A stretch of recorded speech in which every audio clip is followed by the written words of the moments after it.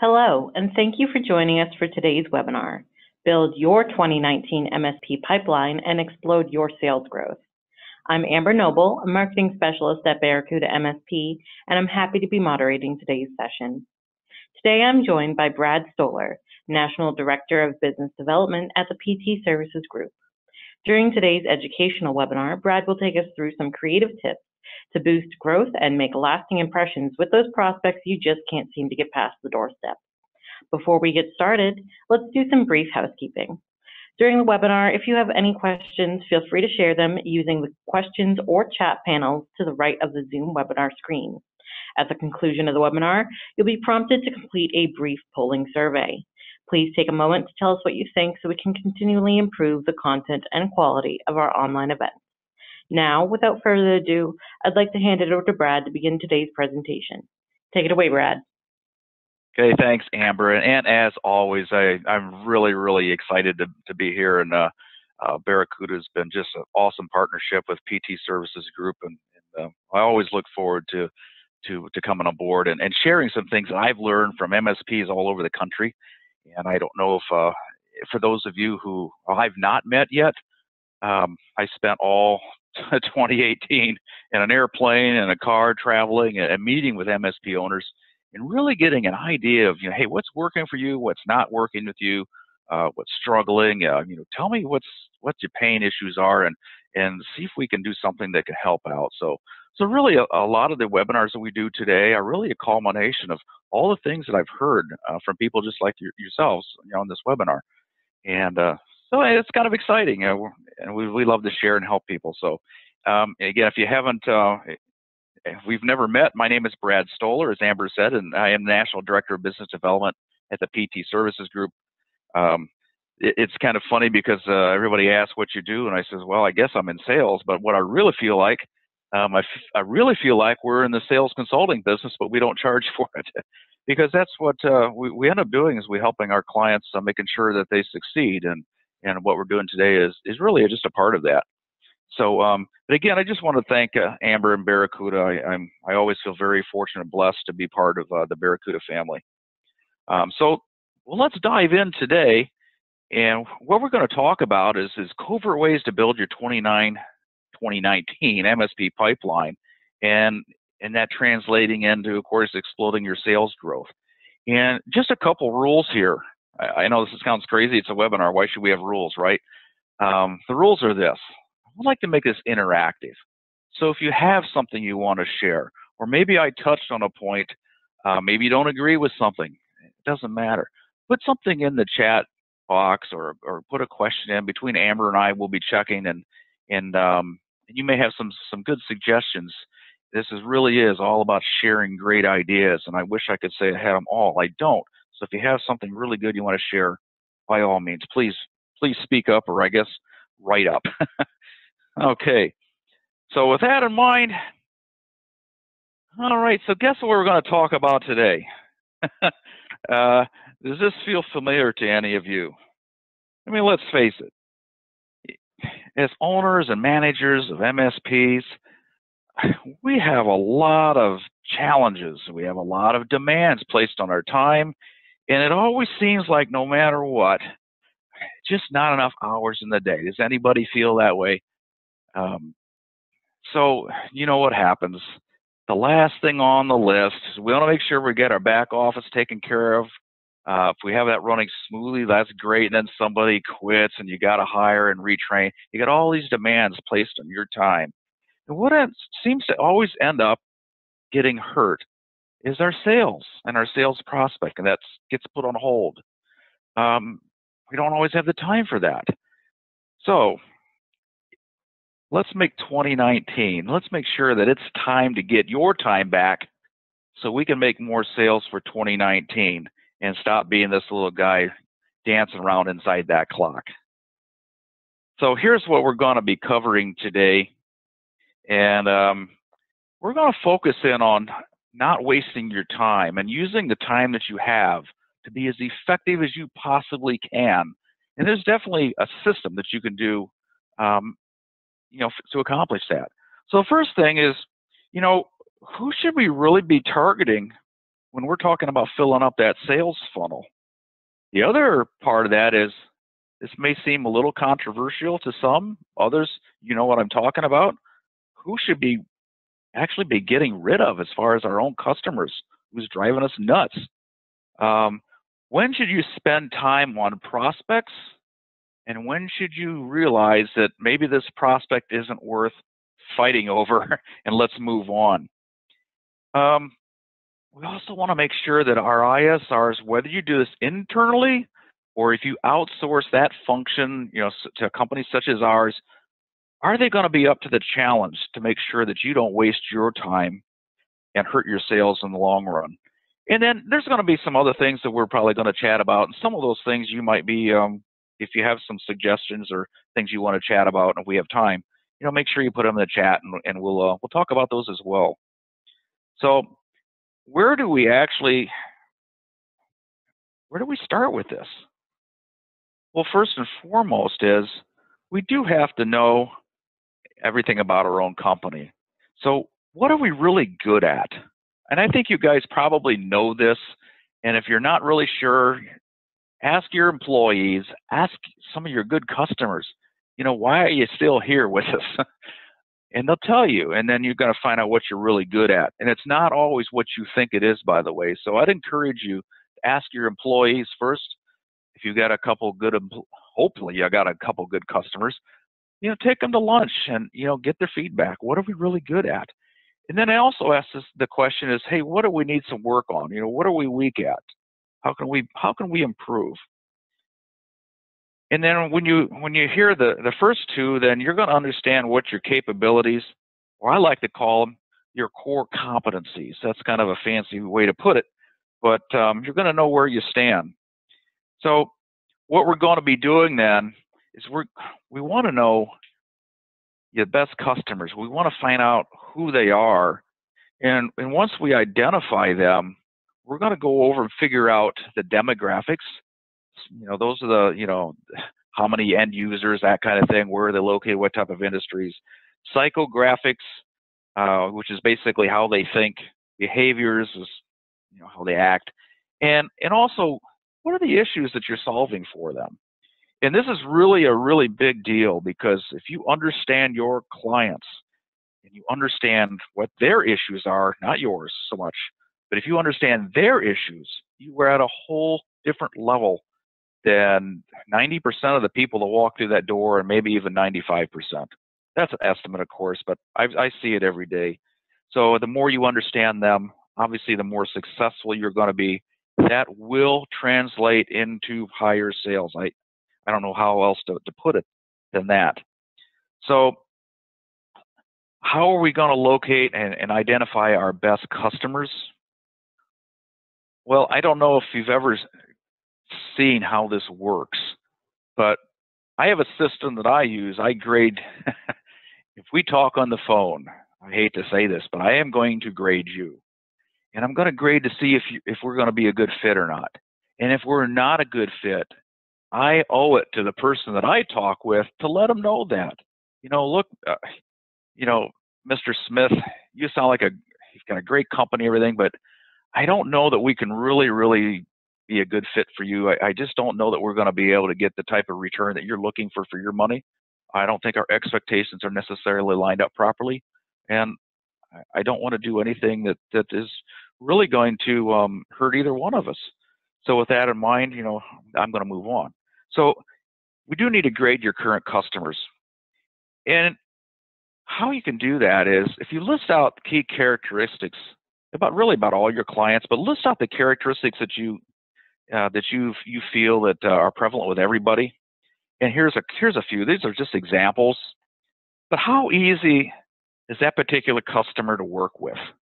How much do you enjoy working with them? And that includes not just you, but your technicians, everybody in your company. Do they generate profit? It's kind of an important part. You may enjoy them, but boy, if they're not generating profit, why are you spinning your wheels? How often do they buy or upgrade their services? Here's one. How many referrals have they given you? Are they somebody who's going to be a promoter for your business? You know, how quickly do they pay their invoices? There's going to be some other ones that you may run across that you feel is important for your business. It doesn't really matter what you put down as long as it's important for you. It might be different for all of us. If we all, you know, had an exercise right now, we'd probably have a bunch of different answers. But these are just some ideas that I see that's prevalent, not just in MSPs, but all businesses. These are kind of the key characteristics of their clients that they like to see. And then what we really want to do is we want to have a scorecard, if you will.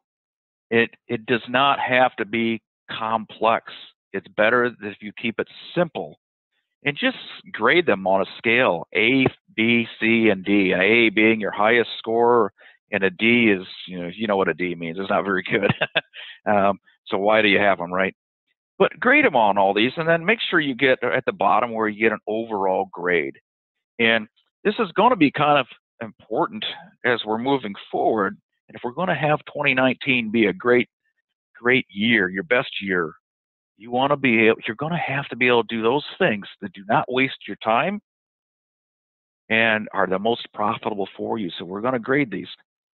Make sure you do it with all your customers. They all have to have a grade. And what you're going to end up doing is you want to choose all those respondents that really are in the A category. You're going to look for those characteristics that really stand out. They're going to be different than what we just did in the exercise on that table. You're going to start to see, what makes your best customers tick. And then we're going to end up doing is we're going to develop, we're just simply I call it the ideal client profile. And you can't really do that until you identify those top customers. So, if anybody has any questions or comments or suggestions, hey, make sure you chime in. And Amber, make sure you let me know if anybody has anything they'd like to add to this. So right now I don't see anything on there yet, but don't hesitate, please. So next thing is your most desired customers. What are their characteristics? So I've got really 4 different things that we're going to look at. And we've kind of already went through that outline just a few slides back, but let's talk about the demographics for a little bit. What industries are those most desired customers? Where do they live? How many end users do they have? And a lot of times what you'll have a kind of a range. Maybe it's, 25 on the low end to maybe 125 on the high end, or maybe your business, you might find it's a lot higher than that. Some will find them a little lower, but it's your best customers. And how many locations do they have? How many total employees? Do they currently have IT employees, or are they just depending on somebody like you to do everything? Again, these are just examples. You have to kind of look through your best customers and develop your demographic profile of them. So what are your customers really, your best ones? What do they look like? And that's what the demographics is all about. Now, the next up is what we refer to as psychographics. And that is just simply the attitudes, the aspirations, goals. Basically, why do they buy from you? And what motivated them to buy from you, when they first came aboard?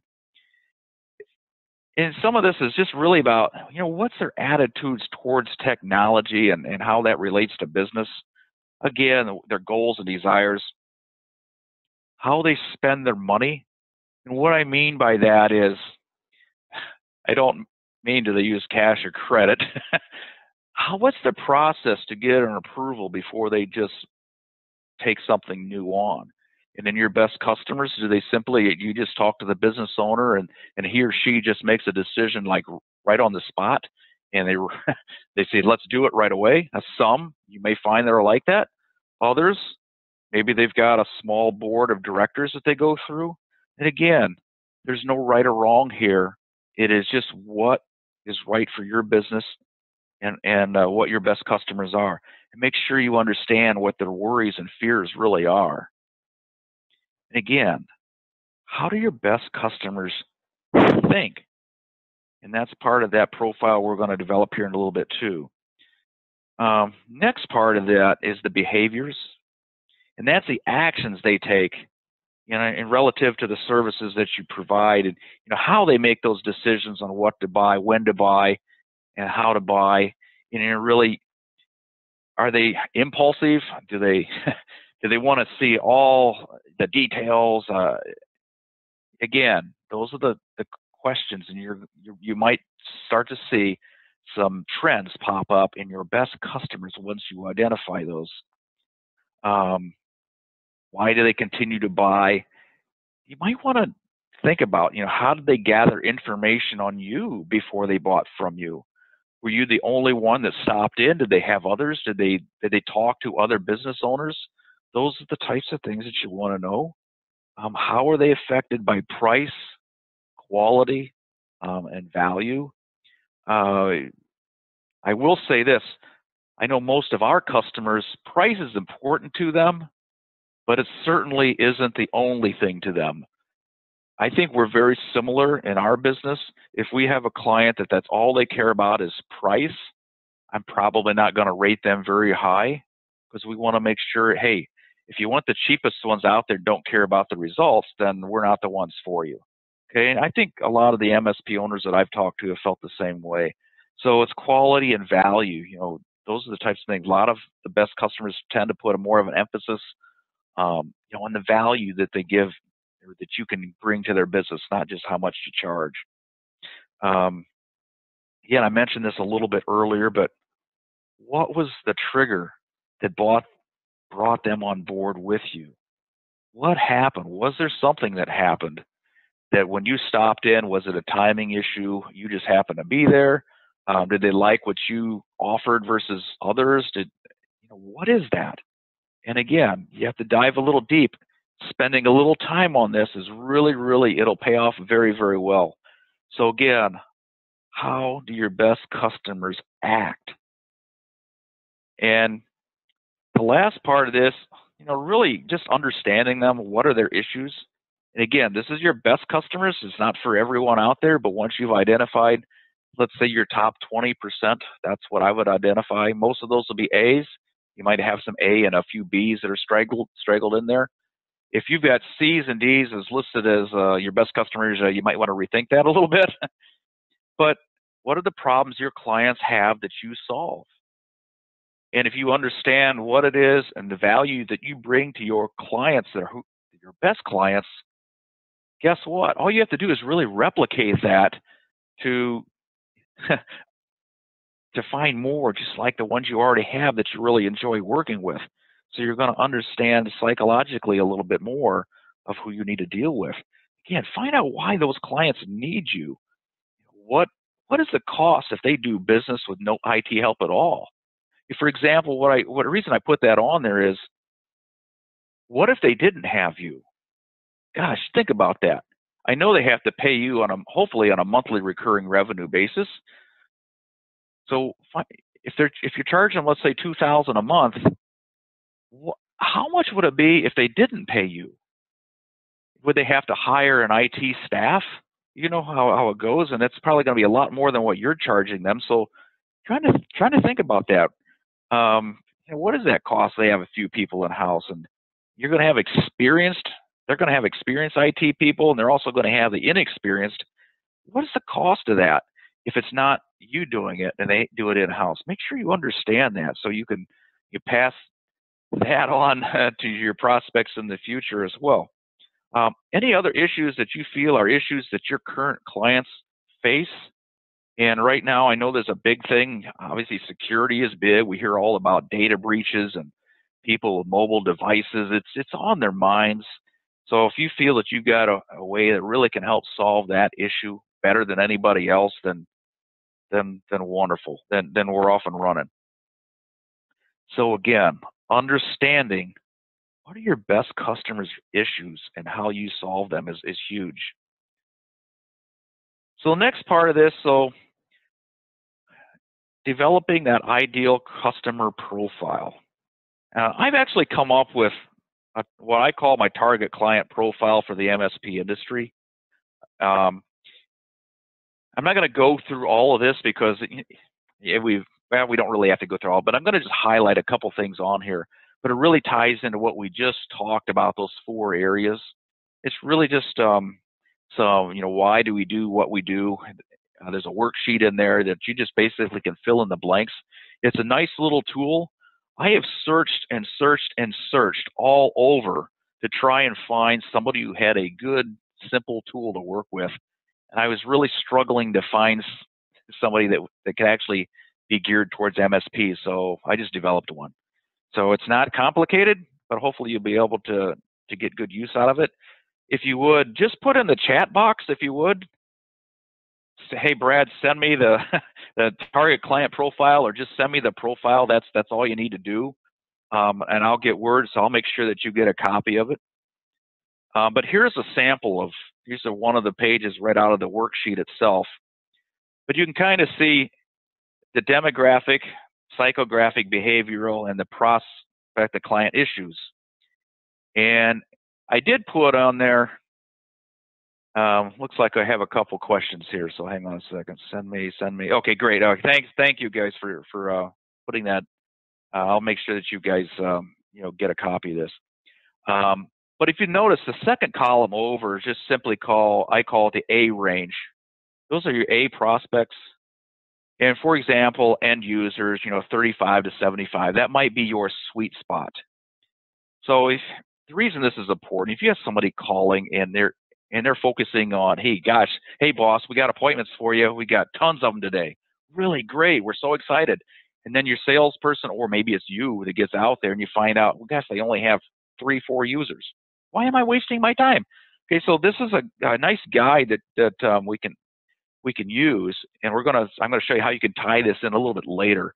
But also, you want to make sure you have what we refer to as an acceptable range. So it may not be the profile of your A customers, but it's close enough that you feel it's acceptable for you and your business. So end users might be 35 to 75, let's say, in your A range clients.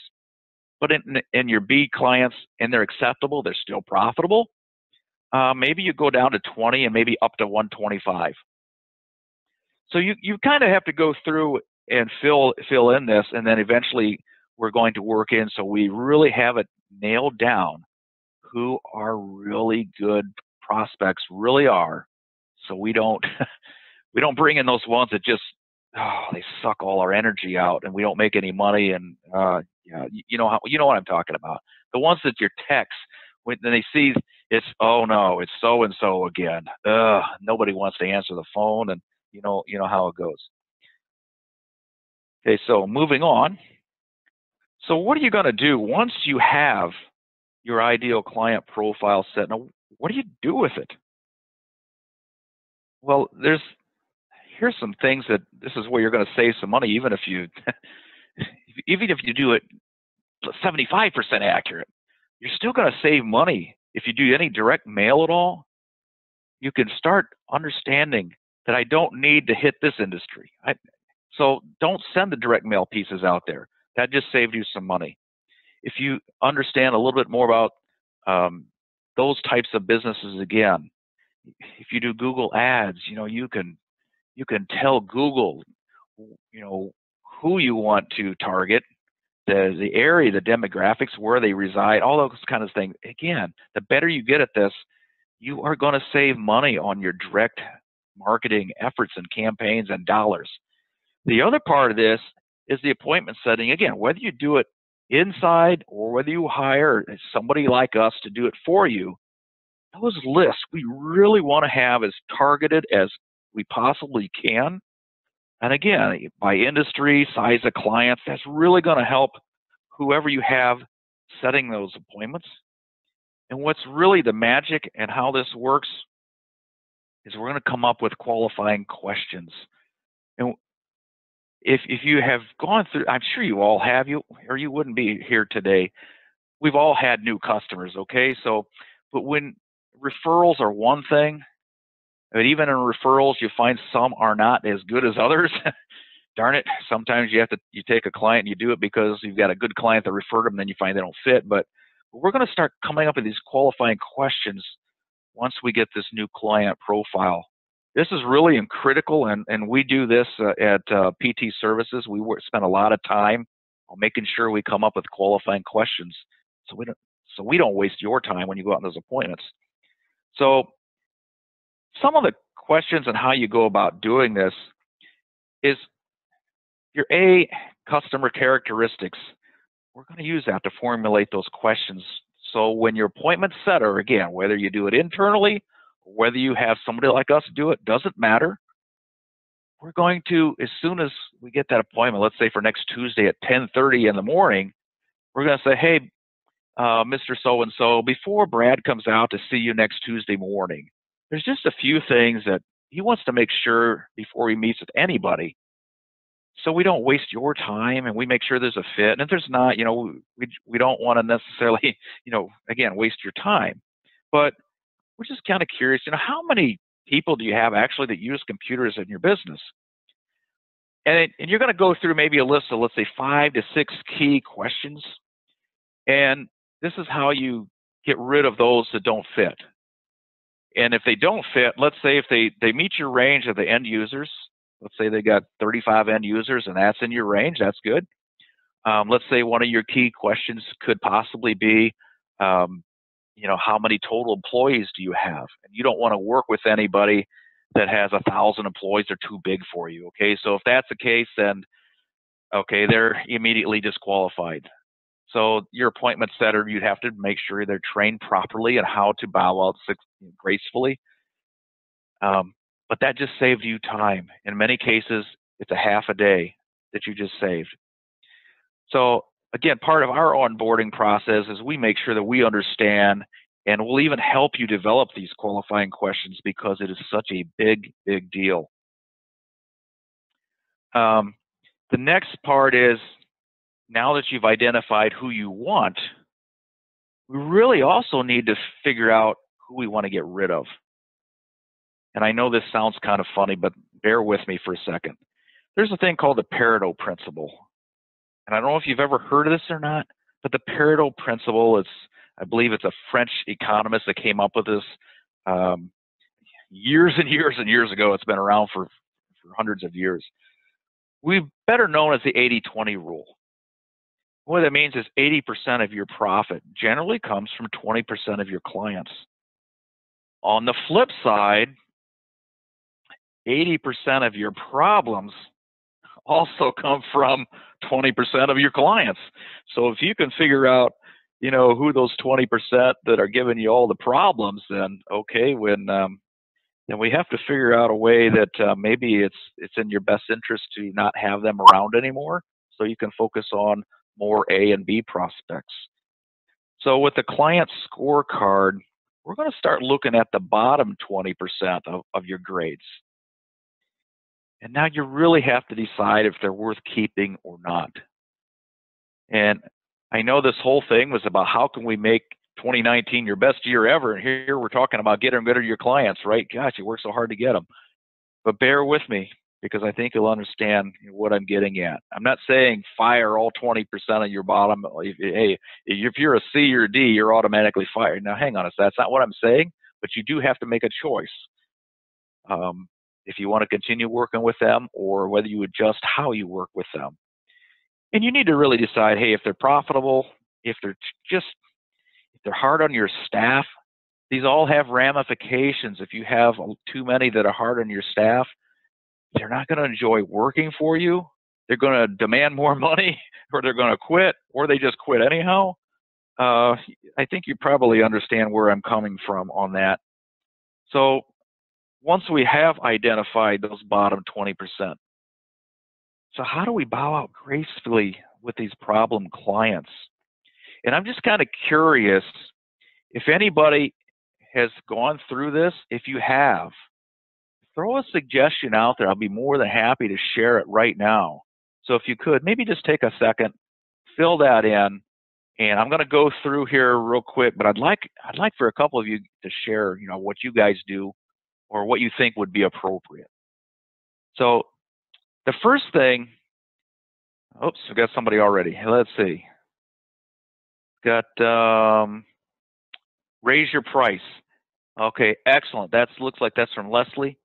Leslie, great comment. Wonderful. And I'm going to go over that. It's one of the things that I've identified as well. So, hey, great minds think alike, right? Thanks, Leslie. So, containing the damage. First of all, when you're in that bottom 20%, you really need to let them know the boundaries, of your agreement. So what I mean by that is if they're that client that keeps calling in every time they have something go wrong, they won't do anything preventive like you want them to do, but they keep calling in on the help desk and tying up all your text time. And time is money. You need to set that. Look, Mr. Customer, we're going to have to, anything above, you guys, the situation better than I do. It's your business, but anything above X number of hours that we spend on your problems, that's part of your agreement. But anything above that, we're going to have to charge you, $100 per hour or whatever that may be. You can set the rules on that. Go over those charges, for above and beyond. And once you do that, they actually may just bow out on their own and go somewhere else, which in that case, that might just be a victory for you because you've freed up a bunch of time that you can devote to those that are profitable for you. Make sure you give them lots of notice.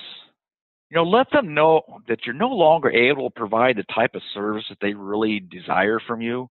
You give them as much notice as you can so they can find another vendor. Be professional about it. You don't want to just kick them off and leave them out in the streets. That's just not a good way to do business. And you probably, your reputation is just not going to be very good if you do that. Some other things you can do. I'm in the Pittsburgh area, and the MSP that we use is phenomenal. He's a very good system. I have a lot of respect for how they do business. But I know there's another smaller MSP that was just getting started, and he's really not big enough. I think he had, it's just he and 2 part-time. That's it, just 3 of them. I believe that's all he was at that time.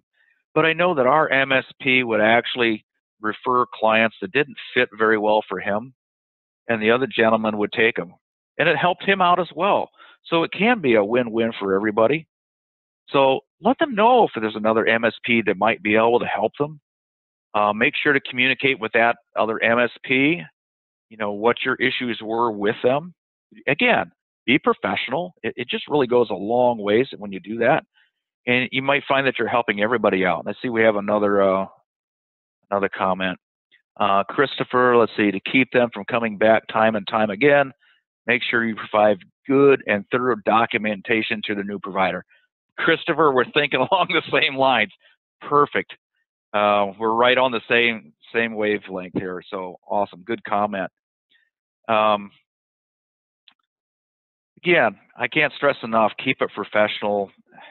Just a little thing I might say if it was for me, I just simply, hey, look, John, I'm sorry to say we're just not going to be able to work on your account any longer. We're really just booked over capacity. And I don't think that we're able to provide the time and effort that you really feel that you need. Keep it professional. And Leslie, I think you were the one that said something about raise your rates and announce a massive price hike. But hang on a second now.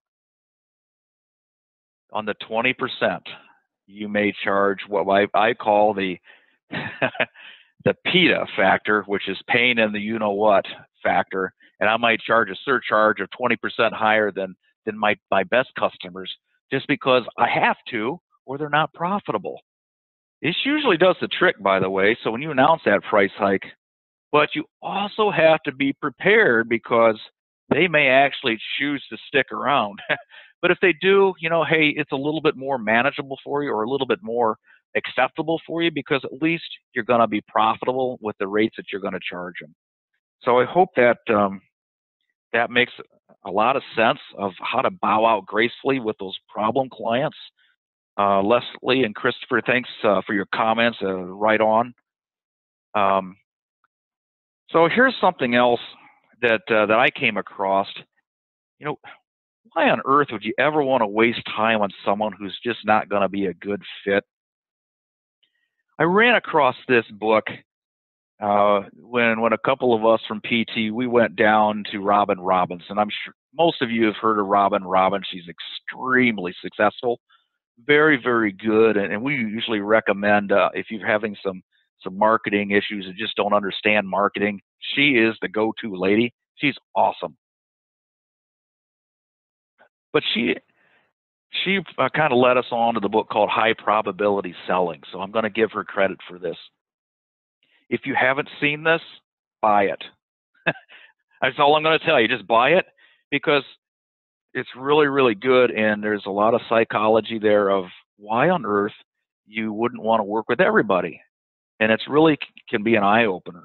You have to understand that salespeople cost money. They really do. So why on earth would you want to waste their time setting appointments that don't fit for you?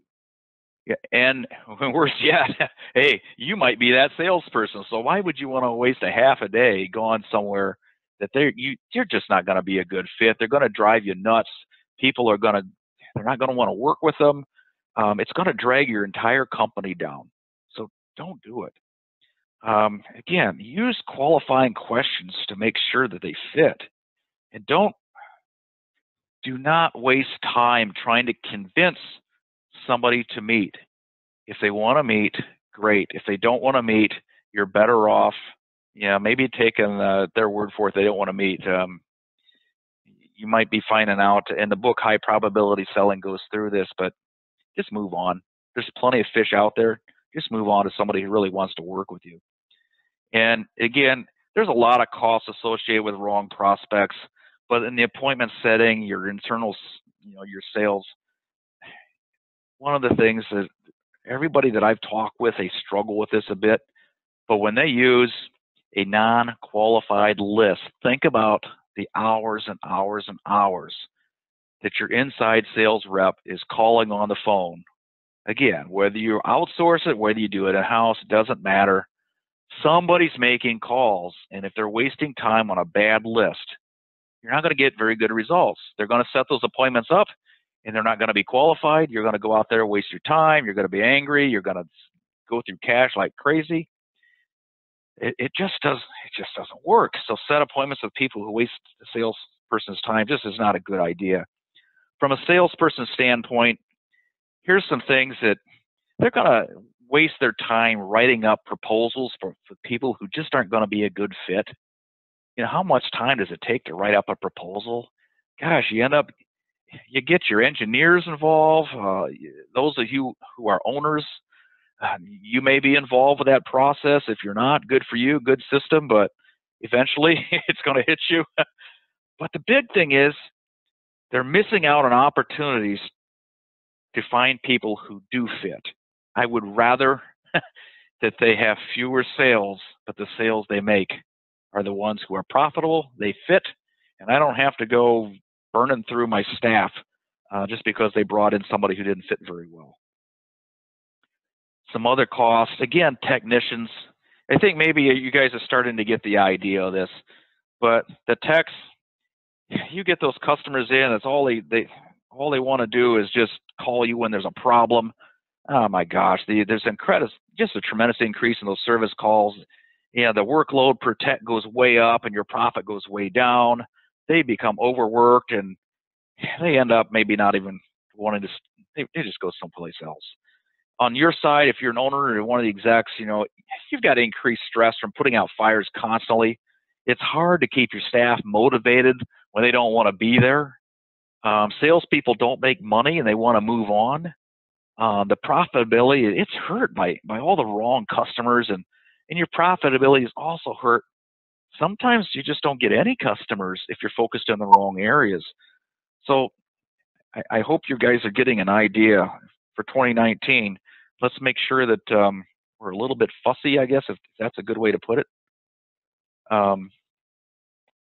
So are the ISRs that you use, are they going to be up to this challenge? And let's face it, your ISRs are really the key. And again, I'm going to use ISR as whether you outsource or do it in-house. They are the key to setting up those good appointments and for profitable sales. They are the ones You must make sure those prospects fit your new client profile, and it's going to take a little training. So don't don't skip over this step. They are important in this. Yes, they must make enough calls to set appointments. No matter what, they really do. It's going to take a lot of calls. If they fail, your business will not grow. If you're really, really good at what you do, maybe you won't go backwards, but it's just not going to grow. And of course, if they quit, daggone it, you get to start all over. So it really comes down to it. The choice really for a good ISR and a good system, it's all your choice. Whether if you do it in-house, whether you outsource, a lot of our clients, they do a combination where they have some people call and then they have us call as well. But if you do it in-house, there are some pros here. You have total control. Now that's good and bad. The good is, yes, you have total control. The bad news is, well, that means you're involved. You could be doing something else, such as making sure your back office is running extremely well to keep the clients that you do have. So it takes your time if you're going to have that control. The cons, there's management headaches. I hear it all the time. That's why I talk to most of the people I talk with. You got to put up with, they're going to take vacation days. They're going to get sick this time of year. Let's face it, it's flu season, cold season. Today I'm in Pittsburgh and I think we're about 15 below wind chill. I know there's other parts of the country that's colder than that. We have people that have had to call off today just because they were afraid of the weather concerns. So we've got a lot of businesses closed. All those factors come in. That could be with yours too. It's a headache. Constant supervision. That again, you could be spending that time ironing out the back end or looking at other opportunities. Lots of training time, which translates into a loss of somebody's productivity. And don't overlook, it's expensive to have an employee. If you figure a 40-hour per week employee, even if you're only paying them, let's say $15 an hour, that adds up pretty quick. You do the math. It's expensive. And the real thing is, there's really just a small percentage of people who can actually do the job of a really, really good ISR. They end up getting burned out. They quit, or you fire them. If you have a good ISR, all I can say is pay them extremely well to keep them, and they're worth their weight in gold. That's all I can say. If you are going to look at outsourcing, here's some of the pros. Obviously, the management headache's gone. Not totally gone. You do have to pay attention. You really do. Depending on who you outsource with, of course, you may have headaches that are almost gone, or they may drive you nuts because they're not getting the quality that we've been talking with today. So that's kind of an important choice on who you get to outsource. But you will save on labor cost. The consistency, they're always calling no matter what. If somebody's sick, who cares? Usually they're going to have some overlap like we do. Yeah, sure, our employees have vacation days. We do that to take care of them. They take care of us. But we rotate it around. You're never going to feel a vacation day because we have a team that calls. So they're always calling for you. And the pros, again, the biggest pro is appointments just show up on your calendar. You didn't have to do anything other than going through the onboarding to make sure you get the right ones that fit. The cons, there is a fear of loss of control sometimes. But I'm going to turn that around because, why on earth would a business outsource their IT functions to you? They're doing the same thing. They're outsourcing it to you where they could do it in-house. So just keep that in mind. The quality of appointments, again, I can't stress this enough. If you're thinking about outsourcing, whoever you decide to go with, make sure you understand how it is that they're going to qualify those appointments. So you don't get 10 appointments and you find out 2 or 3 of them are actually any good. That's a crime in our world. So you don't want to do that. Just a little bit about PT services, just so you understand who we are. And we'd obviously be more than happy to talk to you and have a further discussion, to see if outsourcing makes sense or not. But Just so you know a little bit about us, we have been in business since 1992. We've been around for quite a while. Our company is known for quality, not quantity. Everything that I presented in this webinar today is, we believe that as a company. We're known for saving time, increasing your closing rate by helping you with the sales process. We actually have a quality assurance team, and we have a process to make sure that our ISRs, if you will, ask all those qualifying questions. They're not pushy, they're not too aggressive, they're very professional. And if they're not, that appointment won't count until we can have a team leader verify that they really do meet the criteria. So that's a big deal. We do have a very in-depth orientation. We have to get to know you guys very well.